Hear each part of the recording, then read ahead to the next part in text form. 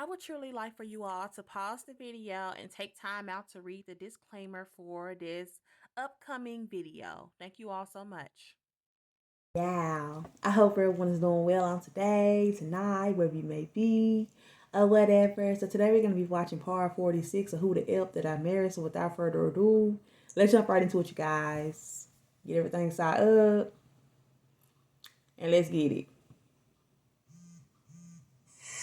Part 46, Who the Fuck Did I Marry? Alrighty. So after the whole missing in action debacle where he disappeared for a couple of weeks, Legion started calling and texting me, telling me that he was ready to come home. Like where? Yes, you heard that correct. So apparently someone had told him that legally he did not have to leave the house when I kicked him out. Of course somebody will. Because it was a marital home and he had just as much right to be there as I did. So he started harassing and calling the shit out of me. Non-stop. He was calling, 30 times in 1 hour. He was Facebook messaging. Once again, gal, if he really had all this money that he claimed to have had, he wouldn't be in the situation, would he? Messenger calling me. What happened to the offshore? Facebook Messenger calling me.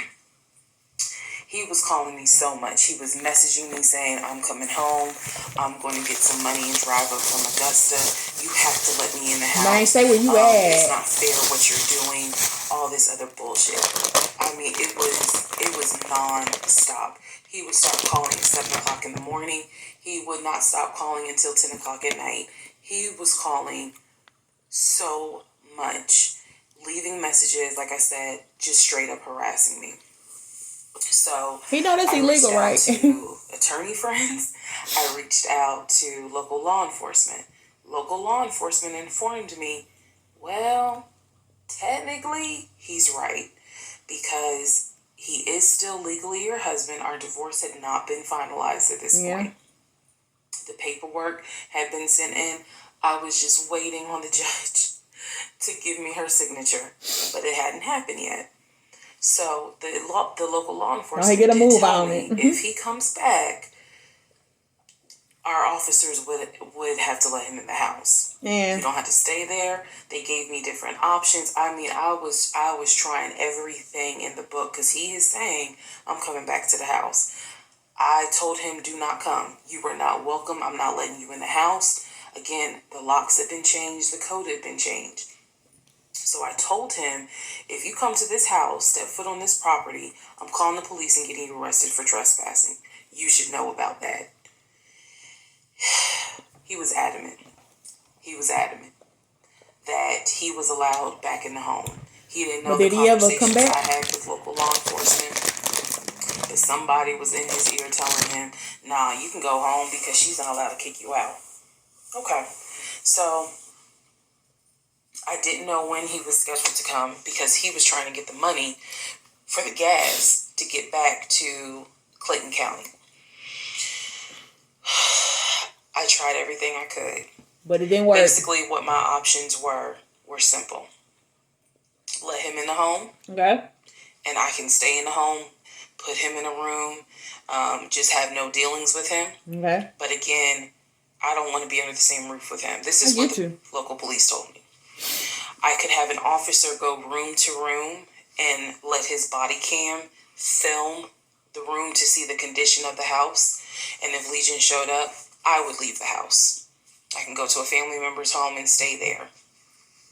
This is literally in August, right before my lease is up. So I was already moving. I had already secured another home. Did exactly what I said I was going to do.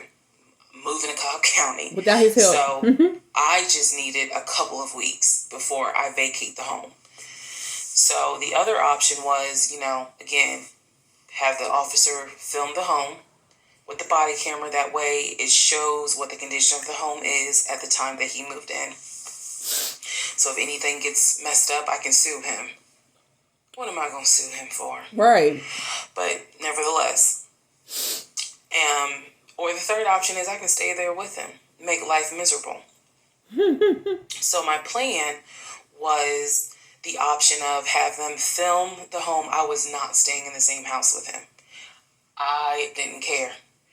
Also, there was no guarantee, and I told the officer this. Look, if y'all allow him to stay in this house, I am telling you, by tomorrow morning, every utility in this house will be off. He will have no running water. He will have no air conditioning. I feel you. This place will feel like a sauna.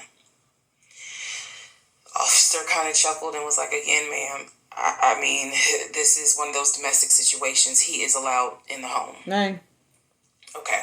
So again, I had no idea when he was coming. I was on pins and needles every day. I'm seeing the phone ring, like I said, about 30 times every hour. I'm seeing the messages. I'm seeing this. I had reached out to a police captain. I had reached out to the chief of police. I was trying to get all kinds of help. Like, it ain't what you know, it's who you know. It didn't work, though. So he eventually tells me, I'm going to be there on Wednesday. This is just an example. Okay. I'm going to be there on Wednesday. I had been calling a police captain who was really gracious, really kind, and was trying to help me, because I was like, bro, I just need 2 weeks and I'm out of this house. Yes, and we already knew he legally could not go to the new house. Yeah. I was trying to see if I could move in early to the new place. I feel you. The landlord was like, I really can't let you. So I felt like I was running out of options. He's saying he's coming. He's saying he's coming. He's adamant he's coming. I guess somebody felt sorry and gave him some gas money so he could drive from Augusta up to Clayton County. So the day before all this goes down, the police captain called me. And he informs me. How about the person that had sat up there and tried to give him some advice for him coming back home? How come they ain't let him move in with them? I feel like in a way they was like kind of being messy though. Yeah, I ain't even gonna hold you. Just being messy. He informs me that they ran his name through GCIC. Okay. Which is a database what they find? That law enforcement agencies use. Turns out, he has a warrant for his arrest. Good. So the police captain says this changes everything. Okay. If he shows up to the house, you can call him. Don't do anything. Call us. Okay. I will have officers to your home. She got lucky, y'all. And they will simply arrest him. She got lucky. So, I know that this is a short part, but I'm going to dedicate the next part to what happened when he showed up to my house. Alrighty, y'all. So we got 4 more parts to watch, and that right there will like wrap up the rest of the series. But comment down below and like let me know how you all feel about this, and I'll catch you all on the next video. Take care.